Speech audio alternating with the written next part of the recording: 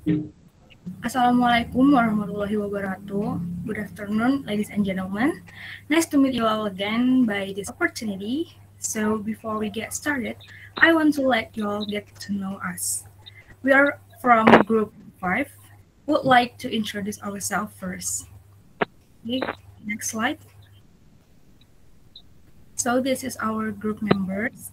First is Andiningtyas, second is Retno Cahyaningrum, third is Sabrina Putri, the fourth is Xunduz Taffany, and the last is Dina Ningrum. And yeah, we're so grateful we have changed to present our topic, which is really relatable in our daily life. And the topic is happiness. We chose this topic because hopefully we are all can encourage our self-awareness of happiness that's related to psychology and mental health. So our presentation will be divided into 5 main parts.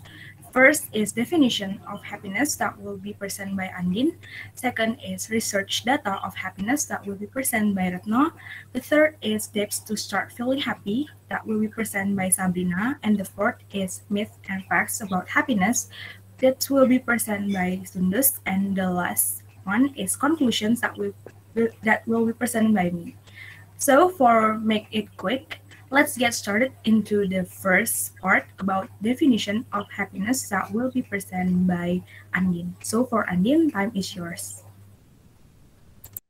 Thank you, Dina. So I will explain the first part, which is the definition of happiness. What is happiness? Happiness is an emotional state characterized by feeling of joy, satisfaction, contentment, and fulfillment. While happiness has many different definitions, it is often described as involving positive emotion and life satisfaction. Next. The current generation assumes the happiness comes when we are grateful for everything we have and always think positively during the process of living life. Not thinking about what other people say to you is also a powerful way to have a happy life. Next. What is happiness according to experts? 1. Aristotle. This Greek philosopher represents happiness in two ways, namely A. Hedonia. Happiness comes from pleasant things. Generally happy with the feelings that arise when doing things you love yourself, fulfill dreams, and feel satisfied. B. Eudaimonia. Rooted in the search for the meaning of life. An important component of this is a sense of purpose in life and value. Therefore, it is always related to concern for responsibility, welfare of others, and living an idealistic life. 2. Make Viking. Happiness doesn't just come from money. The analogy is that a person must be satisfied if they can fulfill their basic needs with money. But after that, the remaining money will not create happiness in the same way as the starting point. So enjoy the process, not the end result. 3. Walter Pitkin. Happiness is not only related to cycle, health, and longevity, but also living a meaningful life. 4. Martin Seligman. There are three types of happiness, namely provide and feel comfortable, the embodiment of strength and virtue, and last, the meaning of purpose of life. Last, at Diner. Happiness has a very strong genetic component. That's why happiness can last quite stable. Okay, that's all. Thank you. Okay, thank you, Andin, for the explanation. So the next one, we are moving on into the second part, which is the secret of happy life according to happiness research that will be presented by Retno. So for Retno, time is yours. Okay, thank you, Dina. I will explain second part, which is the secret to a happy life according to happiness research. Next. A psychiatrist and director of the Harvard Study of Adult Development, namely Robert Waldiner, conducted the longest and most comprehensive study of human life in history. This research began in 1938 by following and examining the life stories of 268 male students at Harvard and 456 children aged 12 to 16 years living in Boston. The researchers surveyed the lives of these people for 75 years, including examining the quality of their daily lives, the quality of marriage and household, work, and others every 2 years. Every 5 years, they will be surveyed according to their physical health. Next. Next. And according to the survey, the results are as follows. First, close relationship.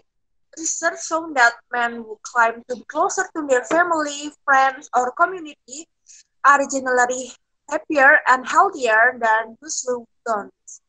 Their lifespan has also been shown to be longer, and those who claim to be lonely usually have many problems in their physical and mental health. Number two, quality of relationships. Just having a relationship is not enough. Research shown that married couples who fight constantly are generally more unhappy than those who have never married at all. So, having a husband or wife or any kind of relationship, if it does not have good qualities, the relationship is useless. Also, when humans are in their 20s, the number of friends and relationships they have is the most important. But ever since they enter their 30s, they admit that the quality of a relationship has a bigger impact on their lives than the total number of friends they have. Number three, stable and supportive marriage. Lastly, research shows that those who are married without ever getting divorced, separated, or having major problems until the age of 50 usually have better memories than those who have not. In other words, having a good social relationship with our partner makes us more awake physically and mentally. Okay, thanks. That for me. Thank you. Okay, thank you, Retno, for the explanation. So we are moving on into the third part, which is tips to start feeling happy. That will be presented by Sabrina. So for Sabrina, time is yours. Thank you, Dina. So, if you always focus on the unpleasant events and keep thinking on them, you will feel bad and unhappy. However, if you could direct your mind to other matters, negative thoughts and feelings will weaken, and more happiness will enter your life. So, here's a few tips to help you stop feeling sad and start feeling happy. First, get busy. If you are busy doing something that requires your full attention, you will not have the time to dwell any sad thoughts, and they will start losing their power over you. Second one is expand your mind beyond your problems. Look at your problems from a different perspective. Direct your mind to possibilities, to solutions, and to new thoughts. Try to detach yourself from what is causing you unhappy and start to focus on the things that makes you feel happy. Third, buy yourself a present. Go buy some present for yourself.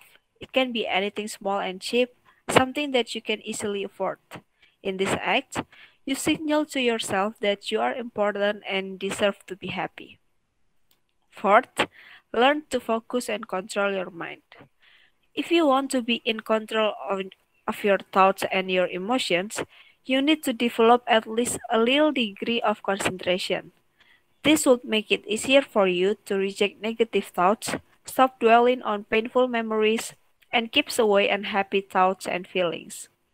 And the last one is seek the company of happy people. Happiness is contagious.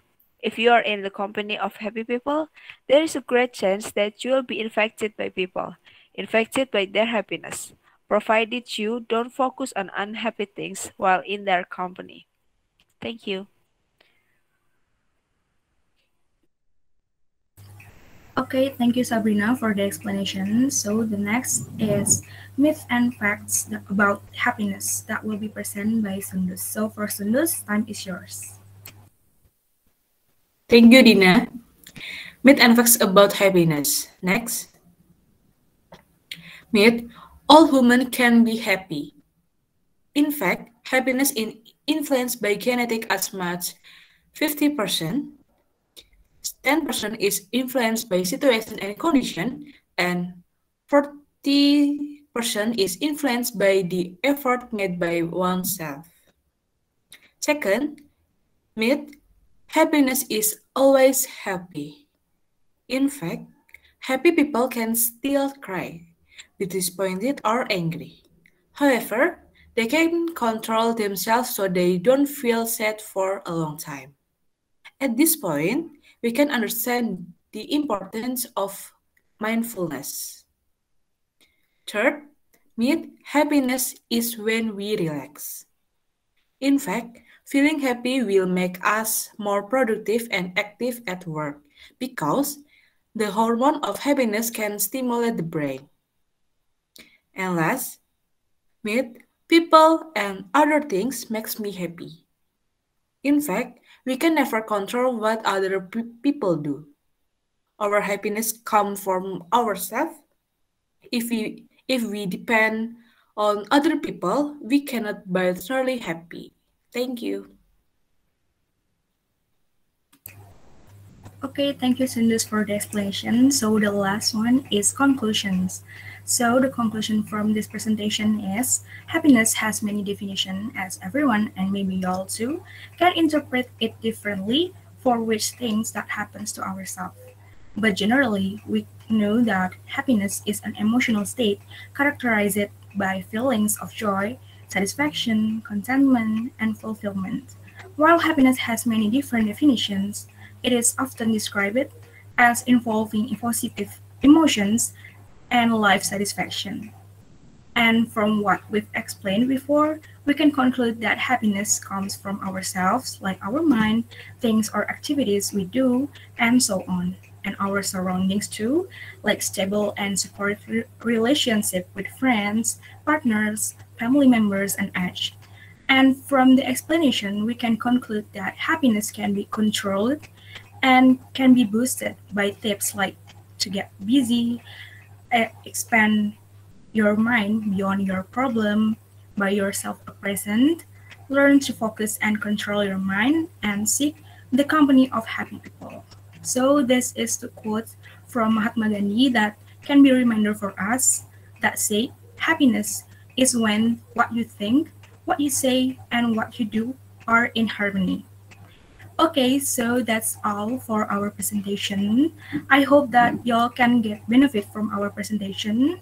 Thank you for your attention and don't forget to always be happy. Wassalamualaikum warahmatullahi wabarakatuh.